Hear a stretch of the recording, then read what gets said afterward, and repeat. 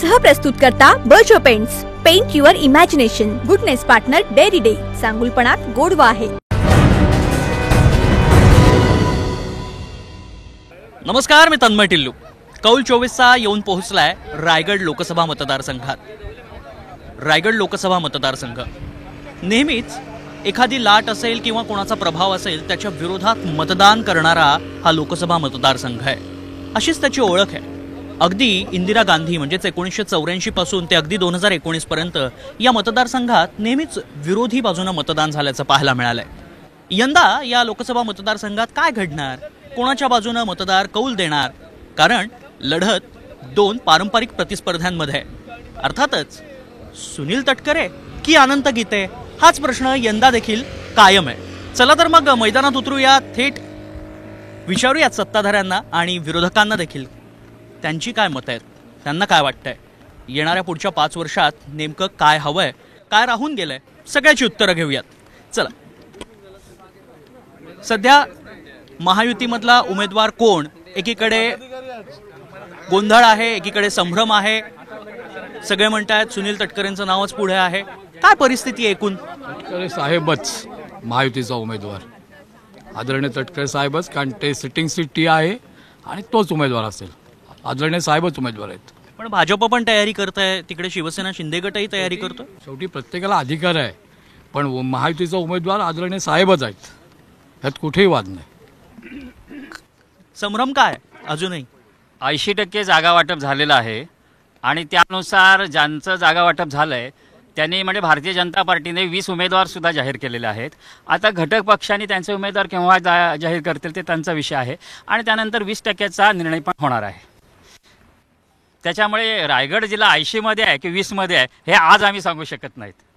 नाही, पण उमेदवार कोण असणार आहे? म्हणजे भाजपकडनं उमेदवार देण्यात येणार आहे का? जो उमेदवार देईल तो उमेदवार आम्हाला मान्य असेल आणि त्याचं काम आम्ही निष्ठेने करणार.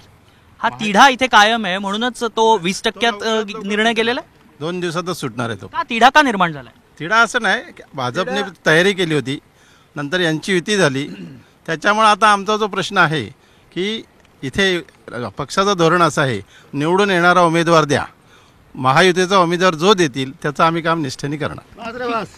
ठीक, मला शिवसेना शिंदे गटाकडे यायचंय.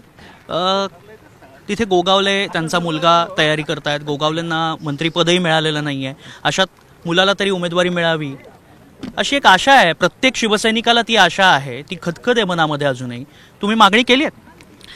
नाही, मागणी नाही केलेली, परंतु आमचे आदरणीय मुख्यमंत्री एकनाथजी शिंदे साहेब जो निर्णय घेतील तो आम्हाला सर्वसामान्य कार्यकर्त्याला शिरसावंत राहील आणि त्यांच्या आदेशाप्रमाणेच आम्ही या रायगडमध्ये आमची भूमिका साजरी करणार आहोत.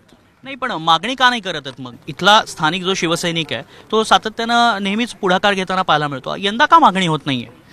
कसं आहे, आम्ही सर्व अधिकार आमचे माननीय मुख्यमंत्री साहेब एकनाथजी शिंदे यांना दिलेले आहेत आणि ते जो निर्णय घेणार आहेत तो सर्व शिवसैनिकांच्या हिताचाच राहील आणि आदरणीय मोदी साहेब यांना पंतप्रधान करायचे आहे आणि त्या दृष्टीने जो हिताचा निर्णय असेल ते जे निर्णय घेतील त्या निर्णयाच्या अनुषंगाने आम्ही काम करणार आहोत. ठीक, पारंपरिक प्रतिस्पर्धांमध्ये पुन्हा लढत होताना पाहायला मिळणार आहे. कशी तयारी सुरू आहे? आमची तयारी पूर्ण झालेली आहे. गीते साहेब या मतदारसंघातून 2 वेळ खासदार झालेले आहेत रायगड लोकसभा मतदारसंघातून, आणि मागच्या वेळेला काही थोड्या मतांनी पराभव झाला होता, पण त्यावेळेला शेतकरी कामगार पक्षाने तटकरे साहेबांना मदत केली होती आणि त्याच्यामुळे पराभव झाला होता. पण ह्या वेळेला परत शेतकरी कामगार पक्ष आमच्या बरोबर आहे आणि त्यामुळे आमचे आत्ता अनंत गीते जे उमेदवार आहेत ते 100% निवडून येतील या मतदारसंघात. अगदी आपल्यासोबत काही सामाजिक कार्यकर्ते देखील आहेत. इथला मतदारसंघातल्या बऱ्याचशा समस्या आहेत. कोळी बांधवांच्या समस्या असतील, त्या जटिल आहेत. आम्ही कोळी समाजाचे प्रतिनिधित्व करतो. सर्व रायगड जिल्ह्यातली आमची जी कमिटी आहे, आम्ही गेले 23-24 दिवस जिल्हाधिकारी कार्यालयासमोर अन्नत्याग उपोषण चालू होतं आमच्या जातीच्या दाखल्यासंदर्भात. जो आमचा अधिकार आहे तो आमच्यापासून हिरावून ठेवलेला आहे. पण ह्या आंदोलनामध्ये कुठच्याही स्थानिक मंत्री महोदय असतील किंवा स्थानिक प्रतिनिधी यांनी कोणीही आम्हाला कुठच्याही प्रकारचा प्रतिसाद दिलेला नाही. ह्या आकांक्षाने आज कोळी समाज एकवटलेला आहे आणि स्वतः कोळी समाज यावेळी उमेदवारी करणार आहे हे जाहीर आम्ही सांगतोय. अगदी. पण गेल्या 10 वर्षात प्रश्न का सुटलेले नाही आहेत? मुंबई गोवा महामार्गाचा प्रश्न असेल, कोळी बांधवांचे प्रश्न असतील, हे प्रश्न अजूनही अनुत्तरित का आहेत? गेल्या मागच्या टर्ममध्ये म्हणजे 14च्या टर्ममध्ये गीतेसाहेब ज्यावेळेला निवडून आले त्यावेळेला ह्या प्रश्नावर त्यांनी प्रामुख्याने विषय घेतला होता. रेल्वेची एक मिटिंग घेतली होती, अलिबागपर्यंत रेल्वे यायला पाहिजे आणि त्याच्यासाठी रेल्वेचे जेम वगैरे येऊन इकडे मिटिंग झाली. पण त्याच्यानंतर नेमके खासदार गीतेसाहेब पराभूत झाले आणि त्याच्यामुळे तो प्रश्न पण कोणी हे केला नाही, लक्ष दिलं नाही त्याच्यावर, जे विद्यमान खासदार आहेत त्यांनी. आणि सगळ्यात महत्त्वाची गोष्ट ह्या आपल्याला जागा कुठं आहेत, आपण काय करायचं, आपल्या स्वतःसाठी त्यांचं सगळं चाललेलं आहे आणि त्याच्यामुळं हे प्रश्न सगळे रेंगाळत पडलेले आहेत. जर आपण आता महाराष्ट्राभर बघितलं तर प्रत्येक जो नेता आहे, प्रत्येक मंत्री आहे, मला काय मिळेल त्याच्यासाठी बघतो. आपण आता बघितलं ना, पक्षांतर, वेगवेगळ्या प्रकारचं पक्षांतर चाललेलं आहे. जो मुख्यमंत्री झाला तो पण त्यांनी पण पक्षांतर केलं, म्हणजे मला काय मिळेल ह्याच्यासाठी चाललं आहे आणि त्याच्यामुळं हे जे विकासाचे प्रश्न आहेत त्याच्याकडे पूर्णपणे दुर्लक्ष झालेलं आहे. पण आम्ही नक्की सांगतो का आमच्या ह्या विकासाच्या प्रश्नाकडे आम्ही सातत्याने बघतोय, आम्ही सातत्याने त्याच्या विषयात आंदोलन करतोय. आणि यावेळेला तर शिवसेना, शिवसेना, शेतकरी कामगार पक्ष, काँग्रेस आणि भारतीय जनता पक्ष म्हणालात तुम्ही, अगदी आजही वाटतंय मनात नाही इच्छा आहे अशी? भारतीय राष्ट्रीय काँग्रेस, मनात नाही इच्छा आहे? भारतीय राष्ट्रीय काँग्रेस अजिबात नाही, ती इच्छाच नाही. ज्या वेळेला भारतीय जनता पक्षाचं हिंदुत्व, बेगडी हिंदुत्व झालेलं आहे आणि त्याच्यामुळे हा विषयच आमच्याकडून निघून गेलेला आहे. बरं, मला बेगडी हिंदुत्व झालंय भाजपचं म्हणतात. नाही ना, भाजपचं हिंदुत्व योग्य आहे, त्यांचं काहीतरी वेगळं झालं असं.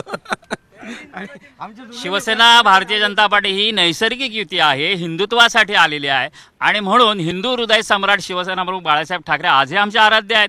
परंतु जेव्हा तुम्ही जमलेल्या माझ्या तमाम हिंदू मतदार बंधू भगिनींनो आणि मातांनो, असं जे आम्हाला ऐकण्याची सवय झालेली आहे सर्व हिंदुस्थानी लोकांना, तेच आम्हाला पुन्हा ऐकायचं आहे आणि तो वारसा मान्य एकनाथजी शिंदे हे चालवत आहेत, म्हणून ते आमच्या बरोबर आहेत, हिंदुत्वाने आमच्या बरोबर आहेत.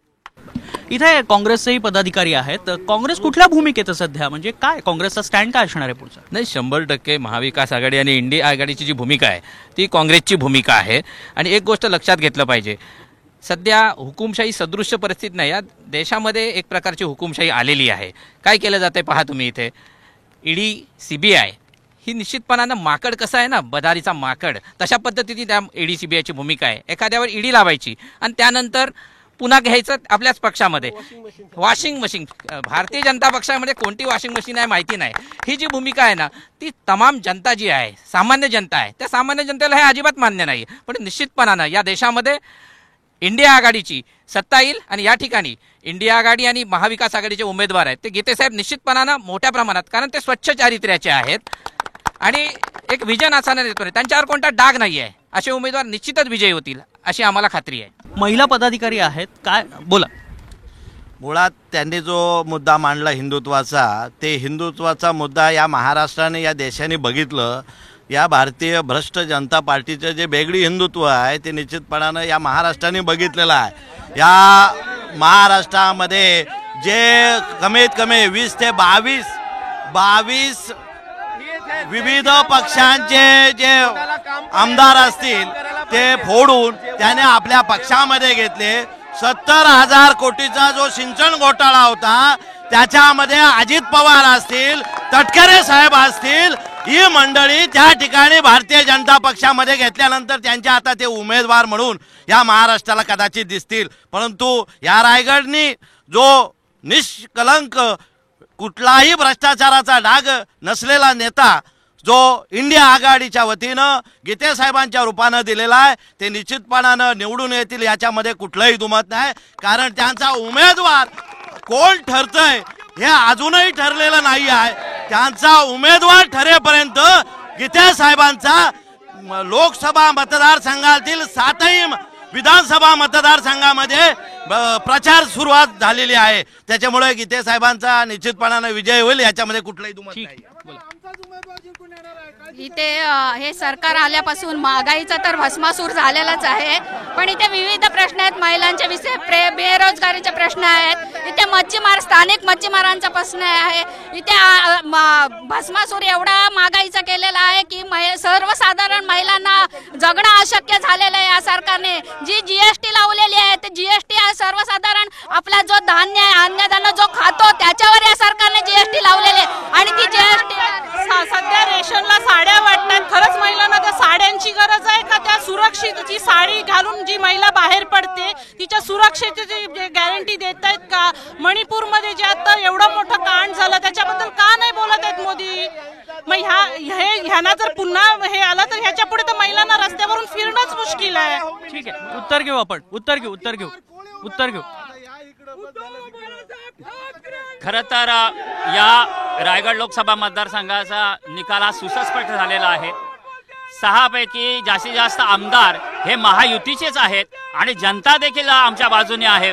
राम मंदिराचं हिंदुत्व खऱ्या अर्थाने भारतीय जनता पार्टीने मंदिर त्या ठिकाणी बनवून दिलेलं आहे आणि त्याचबरोबर विकासाचा भूमुख देखील आमचं त्या ठिकाणी राजकारण समाजकारण आहे आणि प्रचंड निधी राज्य आणि केंद्राच्या मार्फत येत आहे. त्याच्यामुळे निश्चितपणे या ठिकाणी महायुतीचाच उमेदवार जिंकणार आणि एनडीएचा हा खासदार मोदीजींना समर्थन देणार आणि मोदीजी काय नेमकं काय ठरलंय? म्हणजे वर्षानुवर्ष कोळी समाज मोठ्या तन मन धनाने आतापर्यंत जे पक्ष उमेदवार देत होते त्यांना निवडून देत होते, त्यांना मतदान करत होते, पण त्याच नेत्यांनी आजपर्यंत कोळी समाजाकडे पूर्ण दुर्लक्ष केलेलं आहे. एकीकडे 1900 कोटी रुपये मंजूर करतात आणि आमची डिझेलची सबसिडी 1 रुपया सुद्धा देत नाही. आज अनंख्य प्रश्न आहेत, वारंवार त्यांच्यासमोर मांडलेले आहेत, पण एकही नेता नाही की जो कोळी समाजाचे प्रश्न सोडवण्यास तयार. जातीचा दाखला तर आमचा आहे, महादेव कोळी महादेव. त्याच्यामुळे ह्यावेळी लोकसभा 32 मतदारसंघातून कोळी समाजाने उमेदवार देण्याचे निश्चित केलेलं आहे आणि हा उमेदवार नक्कीच विजय होणार. पण गेल्या 5 वर्षात एखादा मोठा प्रकल्प 2014 साली सुद्धा 2014 ते 2019 या कालखंडात एखादा मोठा प्रकल्प का आला नाही रायगड? 2014 ते ह्याच्यात जो आता पॉलिप्रॉपिनचा प्रोजेक्ट चालू आहे गेलचा, हा जो प्रोजेक्ट गेल कंपनी ज्या वेळेला बंद व्हायला आली त्यावेळेला गेलचे काही कामगार आणि गेलचे युनियनची लोक ही दिल्लीला आदरणीय गीते साहेबांना भेटायला गेली आणि ज्या वेळेला आदरणीय गीते साहेबांना भेटली त्यावेळेला गीते साहेब हेवी इंडस्ट्री अवजड उद्योग मंत्री होते आणि त्यावेळेला गीते साहेबांनी तो प्रश्न मार्गी लावला आणि आता तो गेलच्या इथं पॉलिप्रॉपिनचा प्रोजेक्ट येतोय. आणि दुसरा महत्वाचा विषय, उद्धवजी मुख्यमंत्री असताना इकडे मेडिकल कॉलेज आलं, पण उद्धवजी मुख्यमंत्री असताना मेडिकल कॉलेज आलं, पण उद्धवजी मुख्यमंत्री पदावर गेल्यानंतर त्या मेडिकल कॉलेजकडे पूर्णपणे दुर्लक्ष झालेलं आहे. हे उद्धवजी मुख्यमंत्री असताना आलेलं आहे.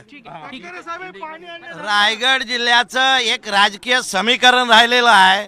ज्यावेळी शेतकरी कामगार पक्ष ज्या आघाडीमध्ये सामील होतो त्या ठिकाणी त्या आघाडीचा विजय निश्चित होतं. हे चित्र उभ्या महाराष्ट्राला माहिती आहे आणि या भ्रष्ट जनता पार्टीने आणि या मिंदे सरकारने, या गद्दार मंडळीने या महाराष्ट्राचं नाव कलंकित करण्याचं काम केलेलं आहे. पूर्व इतिहास महाराष्ट्राचा जर वाकून बघितला, आपण वळून बघितला तर दिल्लीचेही तख्त महाराष्ट्र माझा. साहेब, ही रायगडची जनता आहे. रायगडच्या जनतेचा शिवाजी महाराजांचा इतिहास रायगड जनतेला चांगला अनुभव नाही. इथे गद्दाराला शासन जे रायगड टोकावर किल्ल्यावरती टकमक टोक आहे तिथून गद्दाराला शासन केलं जाईल आणि हे जे सरकार आहे आता हे फक्त ईडीच्या मागे आहेत, ईडी सीबीडी याच्या मागे आहेत आणि ह्यांची नाडी जनतेने बरोबर ओळखलेली आहे. जनता 7 तारखेला ह्यांची नाडी दाबून यांना योग्य त्या ठिकाणी टकमक टोकावर पाठवणार. ड्रग पार्क होणार होतं रायगडमध्ये, रायगड जिल्ह्यात, ते अजूनही झालेलं नाहीये. त्याची काय कारण आहेत? का नाही झालेलं अजून? ड्रग पार्क आणायला राष्ट्रवादी आणि आमचं सरकार नेहमीच तयार असतं, पण इथला जो शेतकरी कामगार पक्ष आहे त्याचा कोणताही प्रोजेक्ट इथे येत असेल तर त्याला इथले नेते प्रचंड विरोध करतात. इथे ONGC आला त्याला विरोध, RCF आला त्याला विरोध, विमानतळ आला त्याला विरोध. यांचा इथल्या विकासाला विरोध आहे आणि त्यांच्याच मागे हे आता लागलेले आहेत. त्याच्यामुळे इथे गीते साहेबांना अजिबात मतं मिळणार नाहीत. तटकरे साहेब प्रचंड मताने निवडून येतील. माझी कळकळीची विनंती आहे, इथल्या सर्व पक्षातील लोकांनी त्यांच्या पक्षाने कोळी समाजासाठी 75 वर्षात काय केलं ह्याची माहिती दिली तर बरं होईल. आणि होतं कसं, यांना जर हे 400 पारचा नारा देत आहेत, जर यांच्या खरोखर जर त्यांची शक्ती असती तर त्यांना कोणाला विकत घेण्याची किंवा ईडीच्या दबावतंत्र वापरण्याची गरज नसती लागली. यांनी नेते विकत घेतलेले आहेत. यांच्या पाठीशी जनता नाही आहे, मतदार यांच्या बरोबर नाही आहेत. म्हणून यांचा हा राजकीय खेळखंडोबा चाललेला आहे. आणि म्हणून अबकी बार भाजपा तडीपार, जितेगा भाई जितेगा, इंडिया ही जितेगा. या मतदारसंघामध्ये महायुतीचाच उमेदवार निश्चितपणे निवडून येणार आहे, कारण प्रचंड अशी ताकद तिन्ही पक्षांची एकत्रितरित्या झालेली आहे. आणि ज्यावेळी उमेदवार जाहीर होईल त्याच वेळी असं चित्र होईल की एका बाजूला संपूर्णपणे डिपॉझिट जाण्याची पाळी आहे. शेतकरी कामगार पक्षाचं अस्तित्व त्या ठिकाणी, जिथे खासदार होता त्यांना उमेदवार मिळत नाही. शिवसेना उद्धव ठाकरे गटाचे त्या ठिकाणी या ठिकाणी आमदार राहिलेले नाही आहेत, ते सर्वच्या सर्व शिंदे गटामध्ये सामील झाले आहे. मग अशा तऱ्हेने सर्वत्र जनता त्यांच्या बरोबर आहे. विचार देखील बाळासाहेबांचा शिंदे गटाबरोबर आहे, विकासाचा विचार अजितदादांबरोबर आहे. आणि म्हणून मोदीजींना पुन्हा परत पंतप्रधान करण्यासाठीच रायगडचा खासदार निश्चितपणे महायुतीचाच निवडून येणार आहे. मुख्यत्वे इकडचा रोजगार जो आहे तो पर्यटनावर अवलंबून आहे. त्यानंतर मुख्यत्वे रस्ते नाहीत आपल्याकडे. इतके वर्ष सत्ता आहे, सत्ताधिकारी आहेत, म्हणजे दुसरे खासदार आहेत,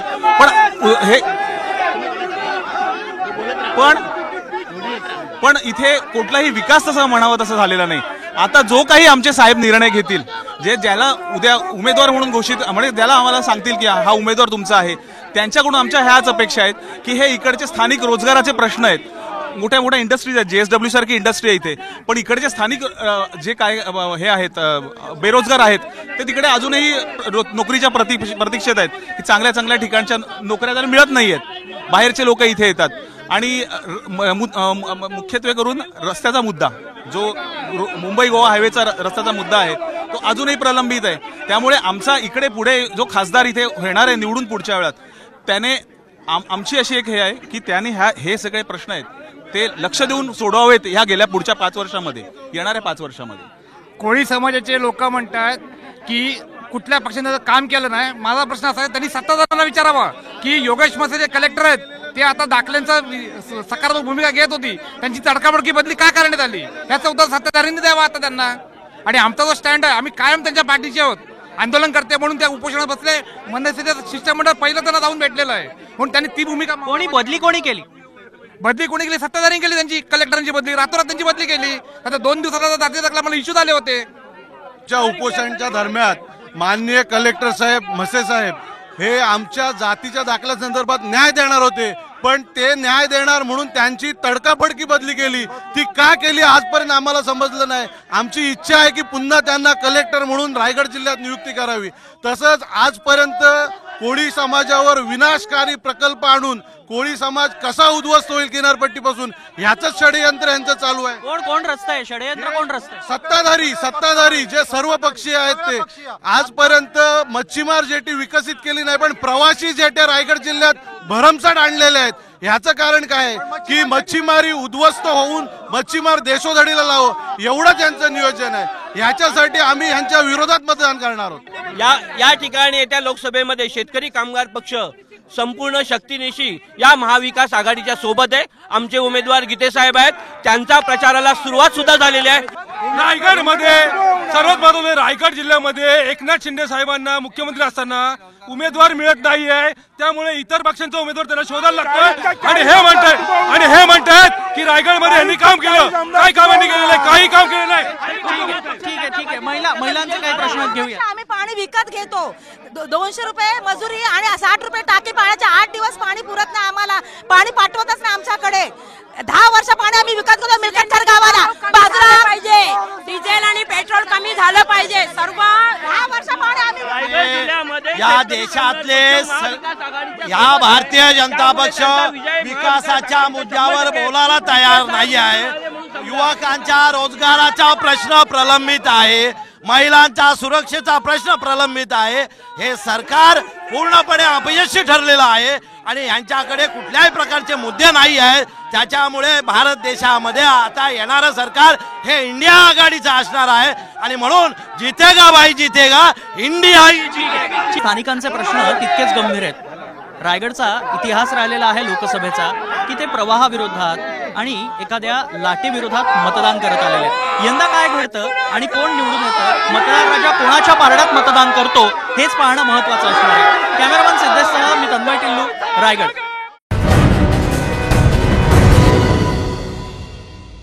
सहप्रस्तुत करता Berger paints. Paint your imagination. Goodness partner Dairy Day. सांगुलपणात गोडवा आहे.